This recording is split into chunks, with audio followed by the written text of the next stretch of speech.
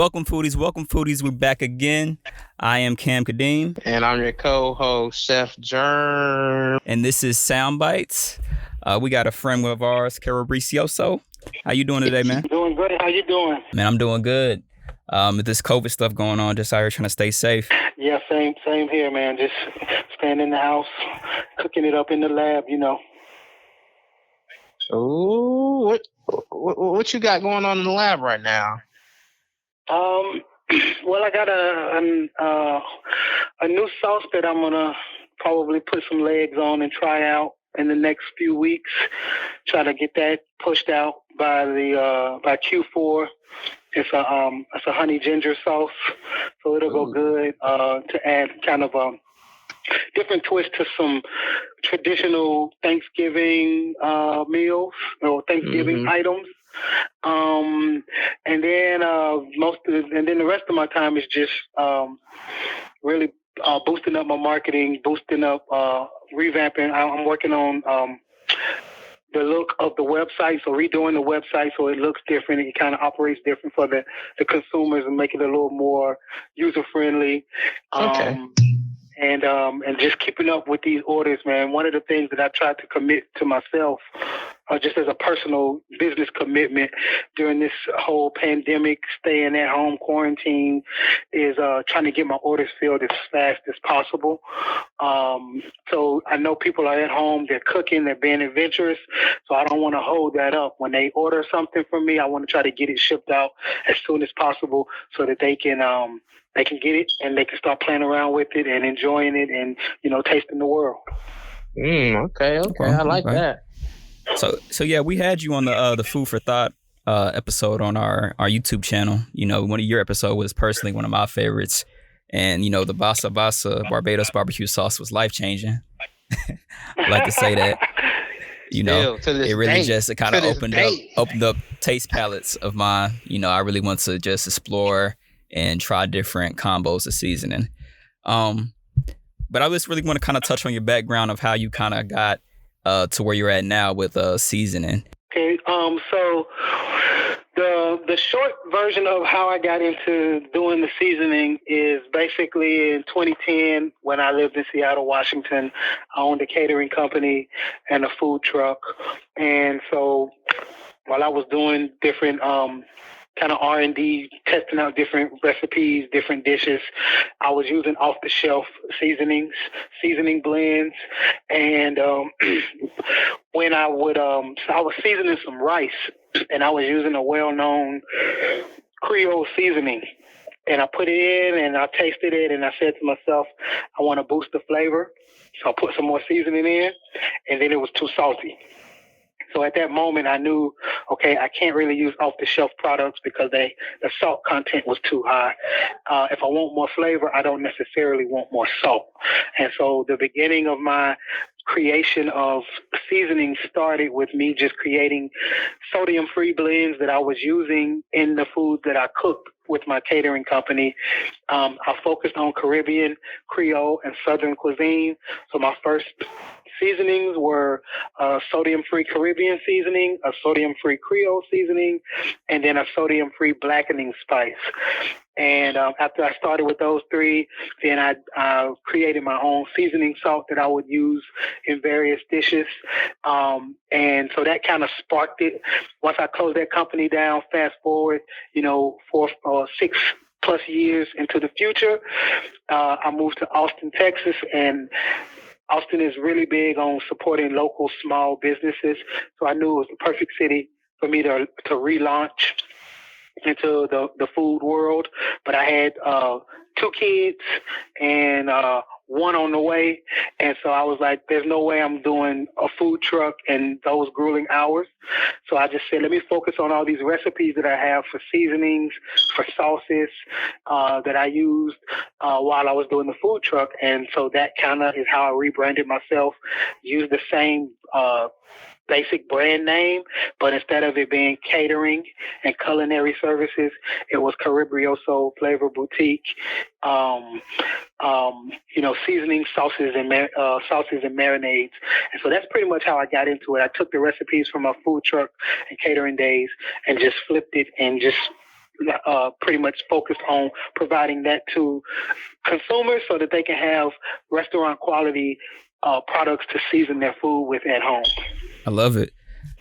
So I know you mentioned culinary training on your website. Was that traditional, or was that through your food truck experience?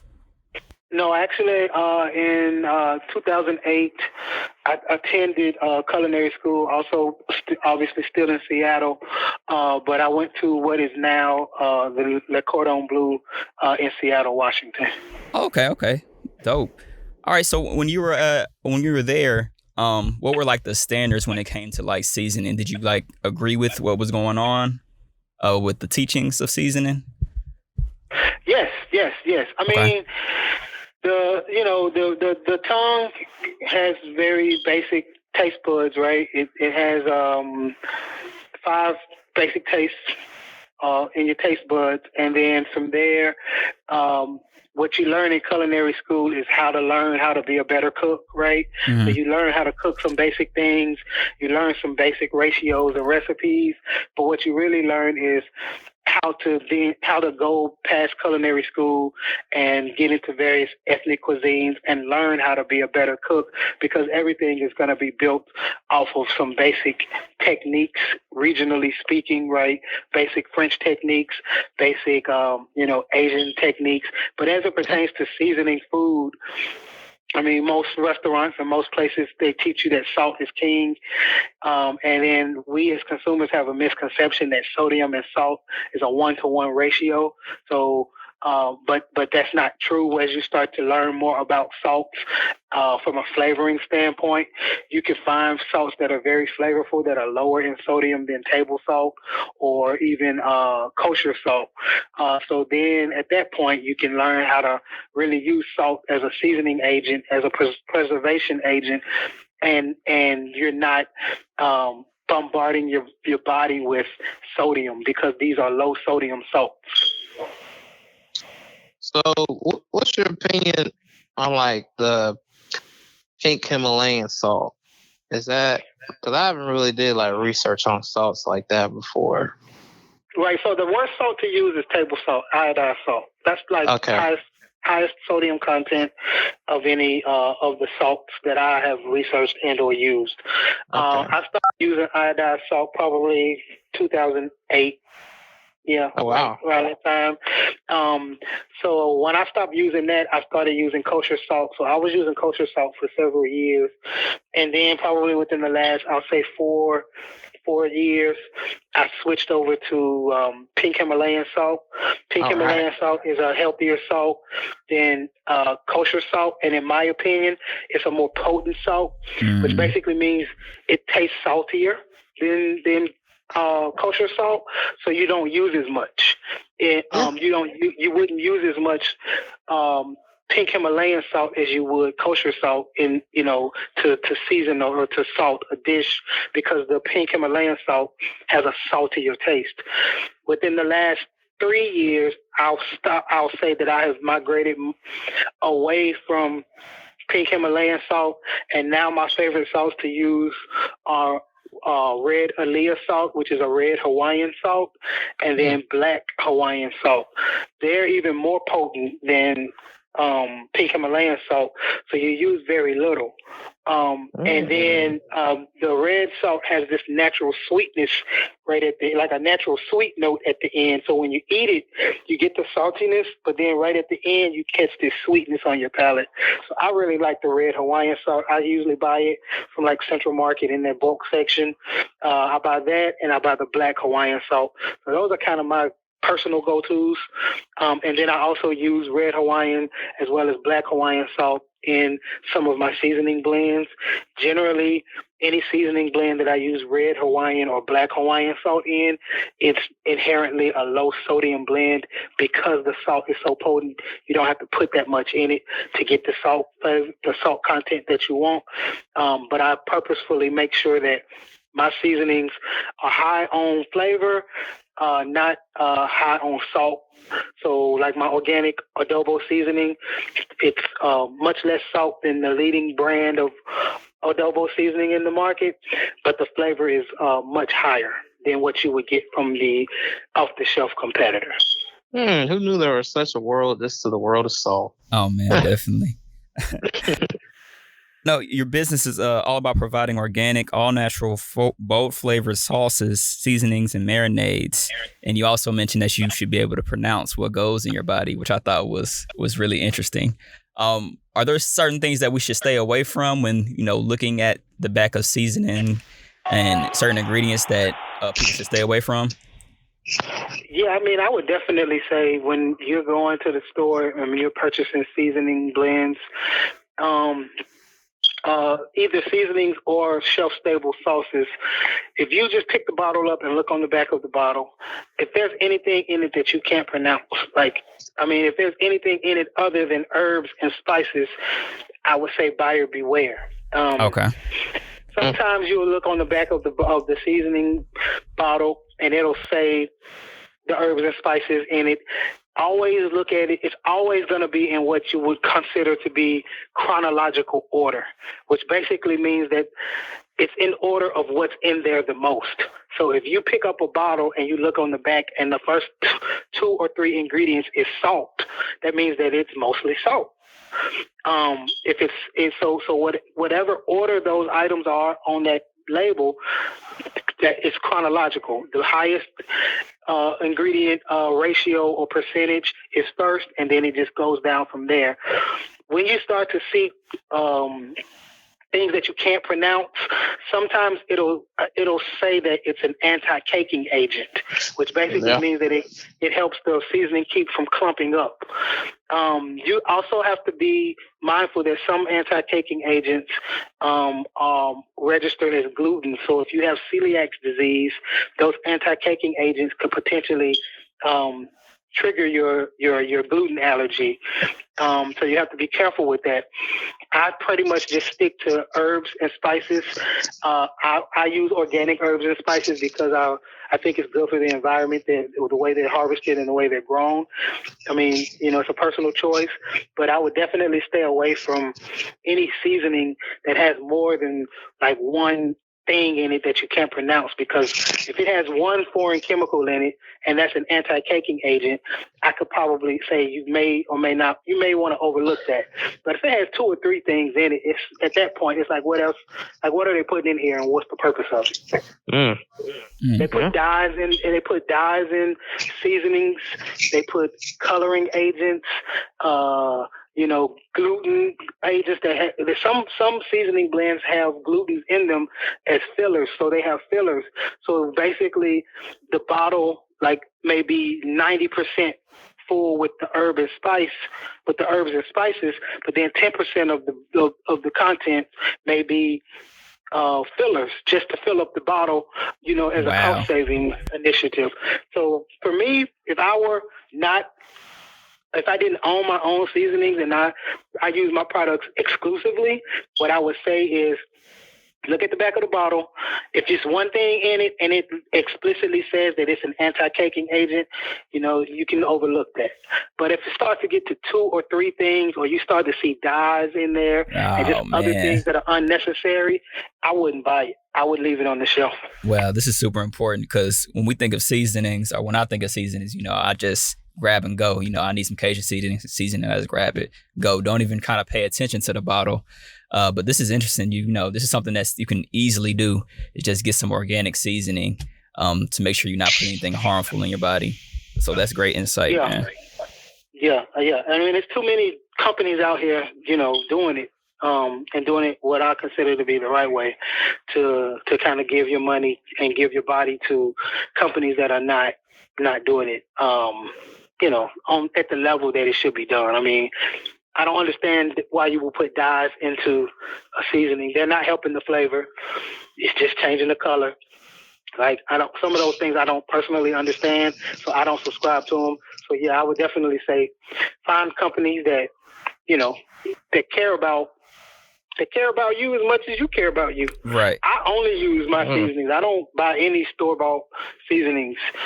They're way too salty, So I only use what I make. So everything that I'm selling on my website, like that's what I use at home.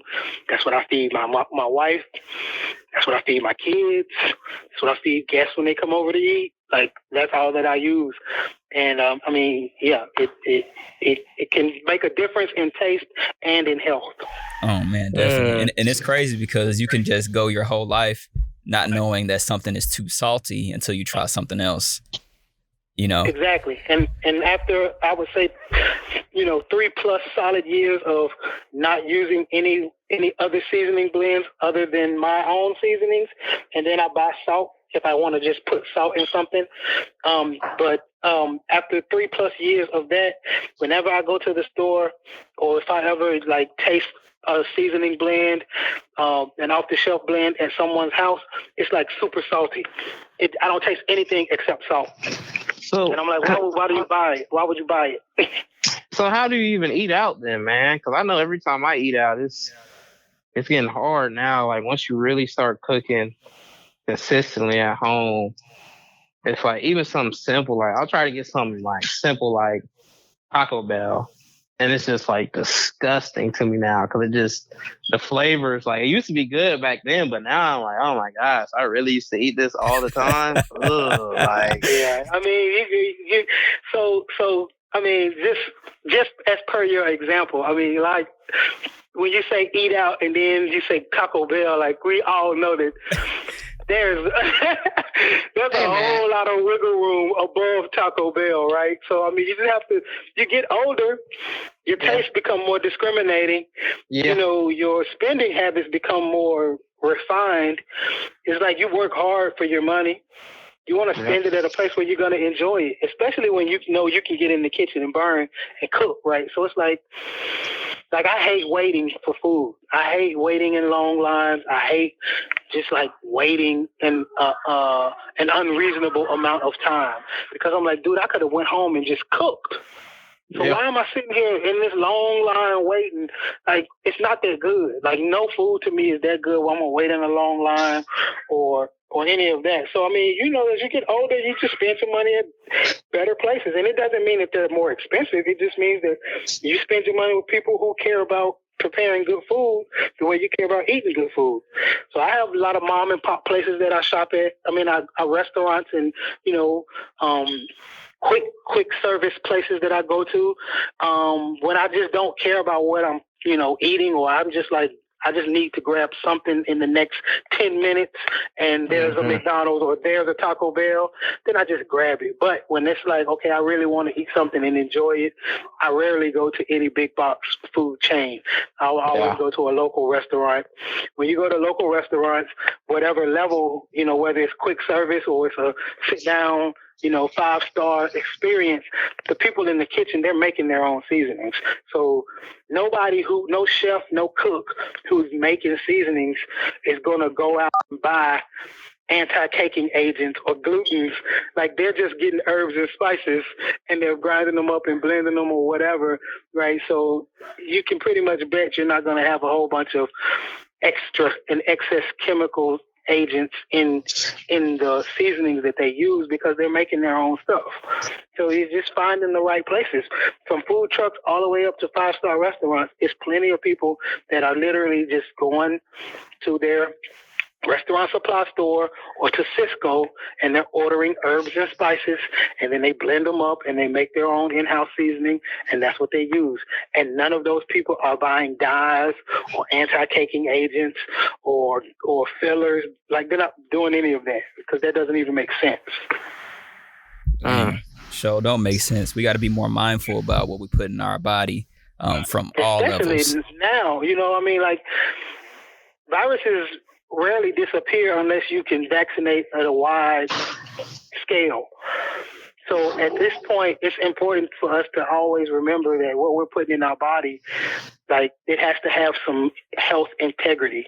It has to be able to fuel the body and help us build our immune system because that's the biggest way to avoid catching viruses is to have an immune system that, aside from all of the the things that the health department and the CDC are saying about, protecting yourself and not purposefully spreading or viruses. But the major thing is your body is a machine, and it's designed to heal and fix itself, right? So what you eat helps you do that. Like how you eat, how you exercise, how you treat your temple helps you to fight those viruses in the event that you do catch something. So you don't want your immune system to be compromised, at one level because you're eating like trash. All right. Okay. Facts. So when we talk about, so your products are organic, and when we talk about vegan meals, is there any type of vegan meals you like preparing and adding in a combination of your spices? So I'm not a vegan. I do eat some vegan foods. I like the the field roast sausages. I use those a lot in different, applications and methods. But I think for me, I'm not big on meat substitutes. So, like if I'm eating a vegan meal, then it's just like starch, vegetables, carbs. It's just a meal void of meat. So for me, I like a lot of greens. I do a lot of mixed greens. So I'll buy like, collard, mustard, turnip, whatever, right? 3 types of greens, and then cook them down. I don't put any meat in my greens when I cook them. Generally, when I cook greens, it's vegan. I like to use my So Matcha Soul seasoning, which is a soul food seasoning with matcha green tea in it. It's really good for vegetables. So I put that in my greens. I have one of my newest seasonings is called Power Plant Vegetable Seasoning. The recipe was derived from a quick kimchi recipe, and then I just kind of tweaked it and added some things to it.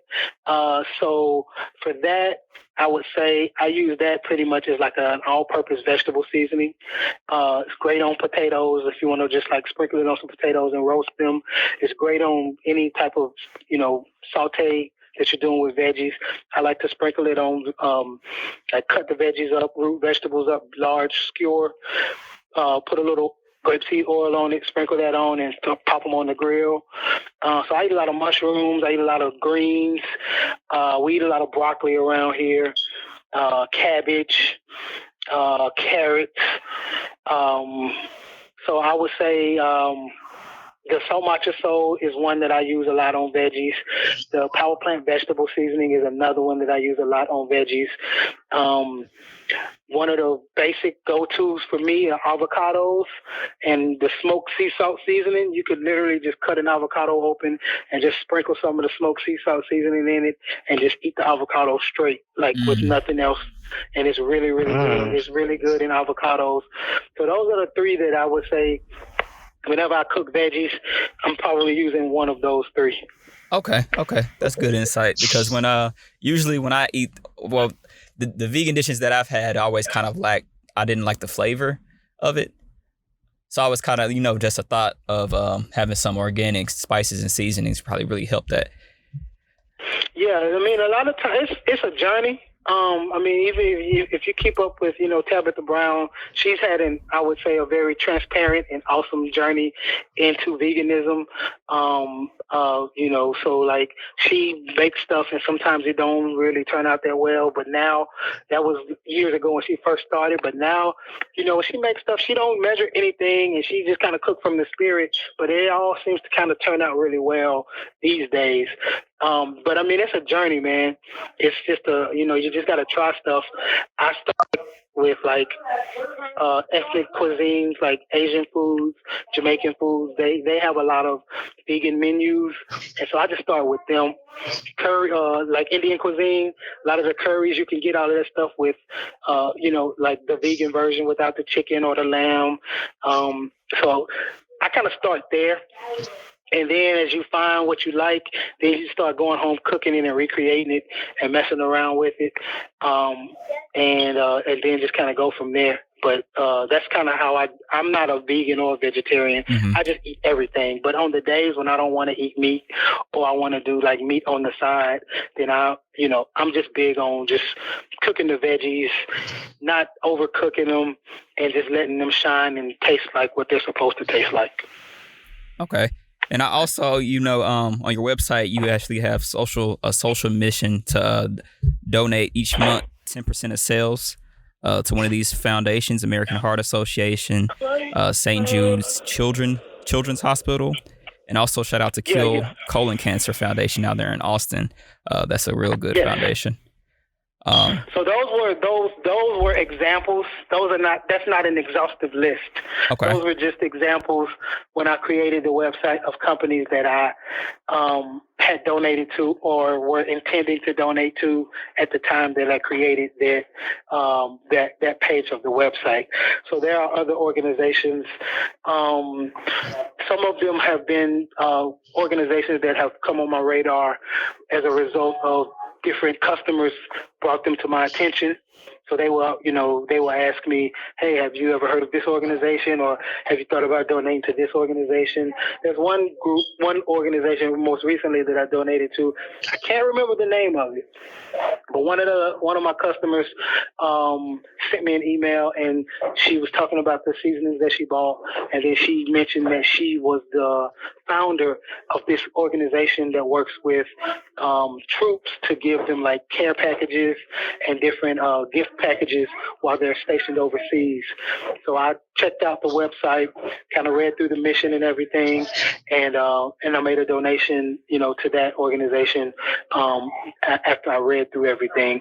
So that list isn't exhaustive. It's just an example of some of the organizations that I have donated to. So real estate, besides you having your business, real estate is something you're big into as well, correct? Yes. When it comes to real estate, one thing I've noticed is particularly like in the Austin area, you have how to word this.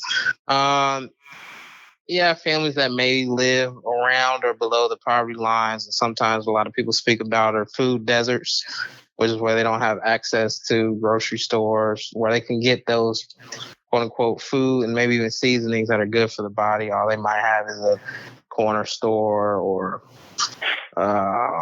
low-tier grocery store, if that. What's your opinion on that? Well, just from a real estate standpoint, so kind of addressing the whole question, I think it's important for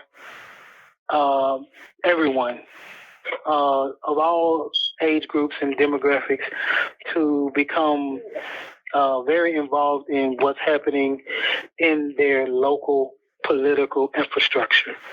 So a lot of the gentrification that we see happening around the country, a lot of the food deserts that that you can identify in various minority neighborhoods around the country, a lot of that stuff stems from, I think the first part of it is going to stem from a basic lack of involvement, not individually, but as a community, in what's happening in the local political structure.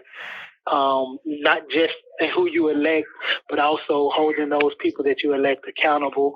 Also going to those city council meetings and those school district meetings and those redistricting meetings, not after they've made the decision, but on an ongoing basis, so that you can be involved in the decision-making process.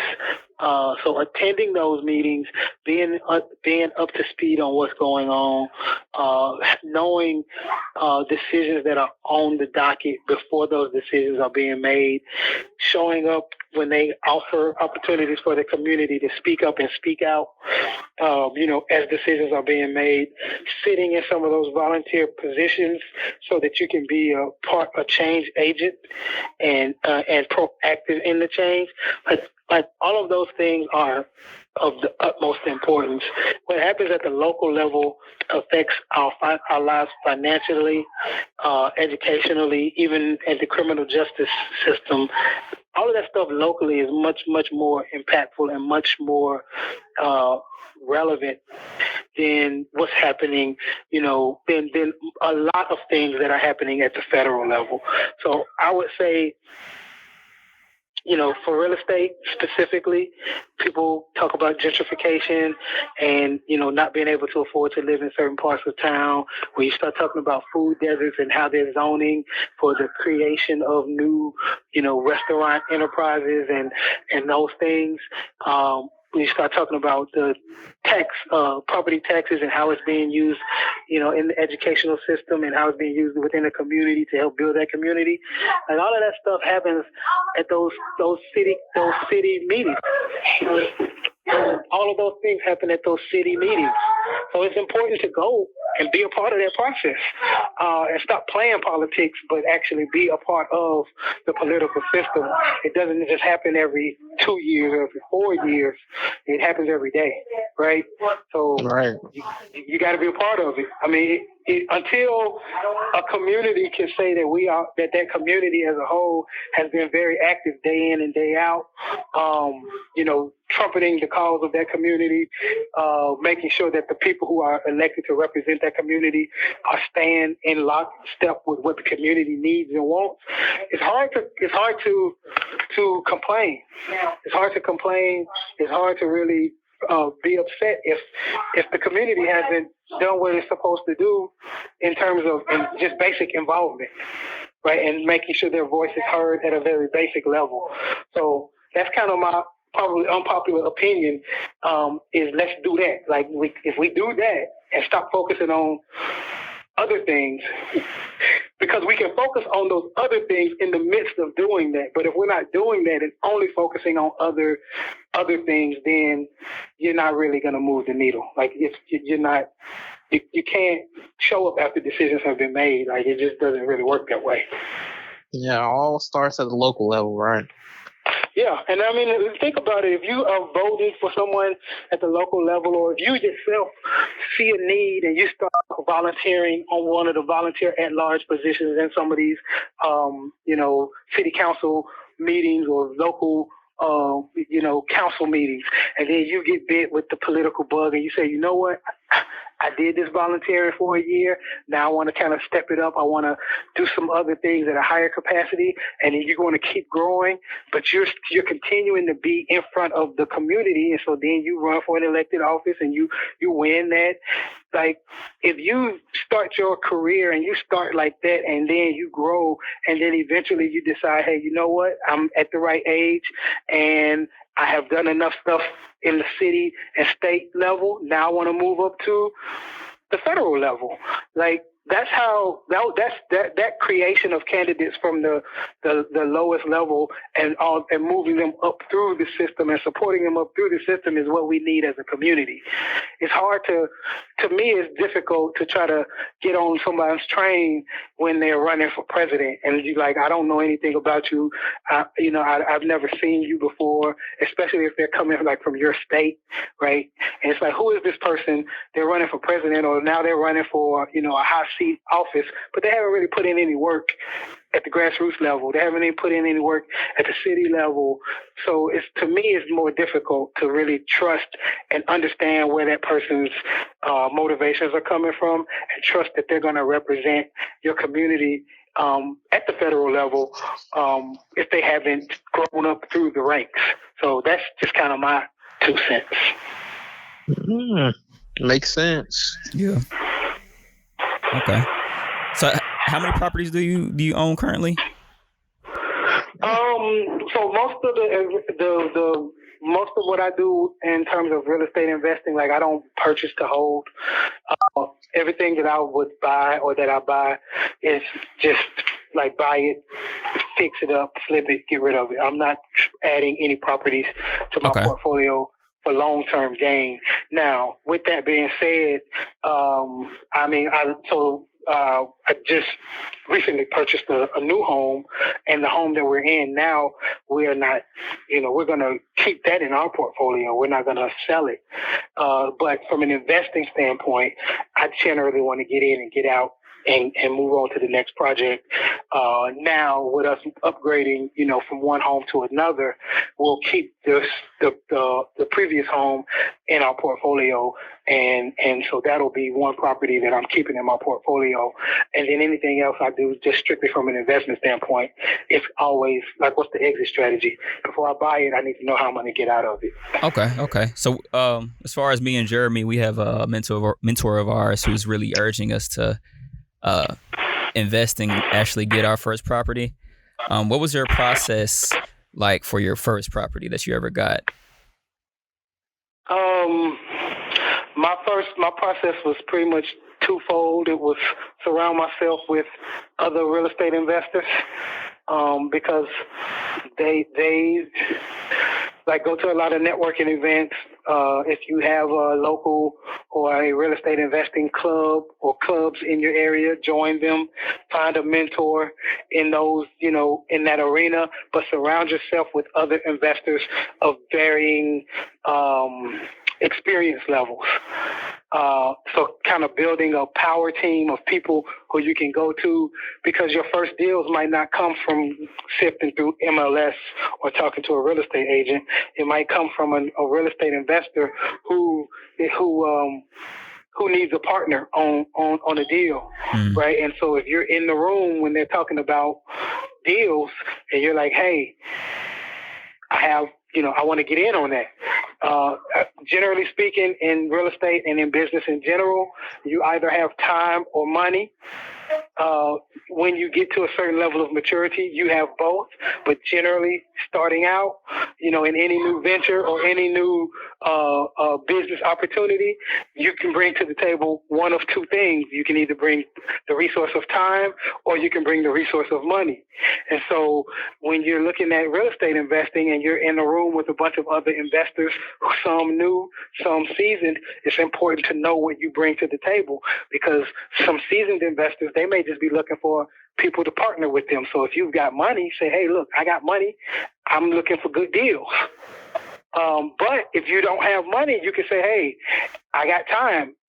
I want to shadow, I want to apprentice, I want to learn from some of these seasoned investors, because they may say, hey, man, I got money, but I don't have time to go knocking on doors looking for deals, or I don't have time to mail out letters, looking for people who are willing to sell me their property. So whatever you're willing to offer into that situation, then you find someone who's willing to utilize those resources, and that may be where your first deal comes from. A lot of times when you start looking in what we know as the traditional real estate market, which is working with a licensed agent and going through MLS, it's hard to find, especially the way the markets are now in big cities, it's hard to find good deals and through the more traditional channels, because there's so many people trying to get paid off of that deal. First of all, before you even get into it good, you got to pay the agents, and then you got to pay all the closing companies. And it's just so many different line items of payments that need to go out. And so all of those get rolled up into the cost. And then people who are selling through those traditional channels, they're selling it at market value. So to be able to buy something under market value and then put money into it and fix it up and now raise the equity and now raise the market value so that you have equity, that's just a difficult proposition. So as a new investor, it's important to be around other investors and know what you have to offer. Do you have money? Or do you have time? And then whichever one of those things you have, just let that be known and find the right person to give you information, to kind of feed into you. And they may say, hey, look, if you can go do these things and find me this, then we can partner on it. Or if you can do these things and help me with this, then I'll cut you in. That may be where your first deals come from, Or they may have a deal that doesn't have, they may be used to making, 30% margin on their deals, and they got a deal, but it's only, 15%. And they're like, I'm not going to spend the time to make 15% because I'm at a point in my career where I'm only doing 30% deals. So they may say, hey, I like you. You guys, you're smart, you're hungry, whatever. Here's this deal. I'm not going to work it, but if you want it, you can have it. Just give me, half, or give me 5% or whatever you guys you negotiate. So, being in the room is important. Being around people who have the same goals and visions, that's the most important starting step. Everything else kind of falls into place after that. The old adage is not what you know, but who you know. Man, that's great. Yeah. Great insight. That's the look, man. That's the biggest sleight of hand that social media is playing on the younger generation, is to make people think they can do it all. They have to, or that they can do it all by themselves, and that's just completely false. Time or money, man. Time or money. What you gonna provide? Right. I mean, if you think about any millionaire, billionaire, anybody, like, nobody's done it alone. Like, nobody can do it by themselves. You gotta have the right people at the right time, and you can't do that in isolation. So I think the big thing is to always be networking, always be out meeting people, always looking for opportunities, and know what you are worth, and know what you bring to the table. So if you know those things, then finding partnerships, finding mentors, finding short-term business partners, it becomes easier. In your opinion, you kind of touched on a little bit, but I want to hear from your line, what's your favorite seasoning? What's your favorite sauce? And we really didn't touch on it, but you do also sell coffee too, right? Yes. And what's your favorite coffee? Okay, so all of my products are like my kids. Oh, so, man, here we go. To ask a parent who their favorite kid is, like, you're putting them in a situation. But I will say this. Okay. I will say this. My favorite, I'm not going to say my favorite. My top-selling sodium-free blend is Caribbean seasoning. My top-selling smoked salt is going to be the smoked sea salt seasoning. However, if you like spicy food, go sizzling smoked sea salt, because it's got a nice spice to it that actually adds to the flavor. So, my top-selling, I would say, all-purpose seasoning is Texas Cowboy Dust. That's also my top-selling seasoning across the board. Okay. So those three would be, like, if you ask me my favorite, I can't tell you my favorite, but I can tell you which ones people like the most. Okay. In terms of the sauces, the Basa Basa Barbados barbecue sauce is my top-selling sauce. And then, as it pertains to the coffee, based on just general taste test, the Blue Nile Sunrise, which is my Ethiopian single origin coffee, is the one that people seem to like the most. However, I'm sold out of that one for the remainder of the year. So that one is not available, won't be available again until 2021. But with the coffee, you really can't go wrong. If you like more robust, stronger coffees, you go Colombian coffee, which is brand new. That's the newest one. That one is called it's called Dark and Lovely. Or you can go with Stay Woke, which is a Guatemalan coffee, or you can do Tall, Dark, and Handsome, which is a Mexican coffee. Those are more robust. If you like a more mellow, more mellow coffee that won't give you the caffeine jitters, if you're drinking it like over a long period of time, real slow, then you want to go Rich and Bodied, or the other one, which is I can't remember the name of it right now. It slipped my mind. But but it's Honduras. It's a Honduran coffee. So the Peruvian coffee, which is rich and bodied, and then the Honduran coffee, those are more mellow coffees. Blue Nile is right in the middle. And it's got a natural sweetness that you don't normally get with coffee unless you add sugar. So that's why that one is so popular, but it's not available anymore. Wait till 2021, I guess, man. Wait till 2021. Well, yeah, we definitely gonna have your the link to your website in the show notes. I just want to make sure everybody's mindful about what they're eating and also get knowledgeable on investing in real estate. These are all things that can help everybody in the long run. Yeah. Cool. We'll holler at everybody. Make sure y'all subscribe and rate the show. Peace. The winners For real people.